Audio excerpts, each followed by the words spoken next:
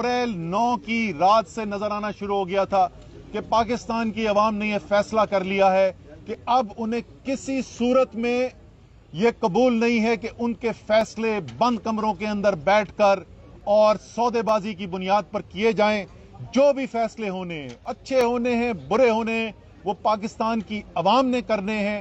और पाकिस्तान की अवाम ने 9 तारीख से ही कहना शुरू कर दिया था और आज उन्होंने अपना जमहूरी हक इस्तेमाल करके अपने वोट की ताकत से एक बुलंद आवाज में तमाम पाकिस्तान में जो लोग हैं उनको भी और दुनिया में जो ताकतें हैं उनको भी पैगाम दे दिया है कि पाकिस्तान के अवाम कह रहे हैं गुलामी नामंजूर।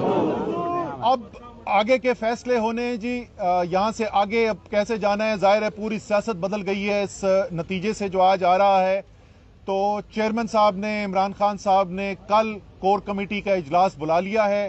कल इंशाअल्लाह ताला 3 बजे तहरीक इंसाफ की core committee chairman Imran Khan साहब की सदारत के अंदर मिलेगी और वहां पर आगे लाए अमल का फैसला होना है।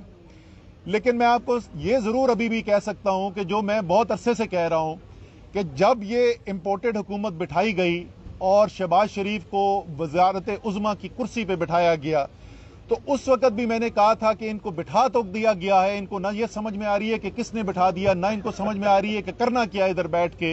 और जो शदीद नुकसान पाकिस्तान को पहुंचा है हर लिहाज से, आप माशी लिहाज से देखें कि जिस तरीके से पाकिस्तान को नुकसान पहुंचा है, पाकिस्तान की सहाफत को जिस तरीके से नुकसान पहुंचा है, पाकिस्तान की जमहूरियत कमजोर हुई है, ये तमाम नुकसान जो है ये पाकिस्तान का नुकसान हो रहा है। लेकिन इसके साथ साथ मेरे तो सियासी हरीफ हैं, मुझे तो बड़ी खुशी है ये 2 महीने और ऐसे करते रहें तो और इनकी सियासत जो है वो गर्क हो जाएगी।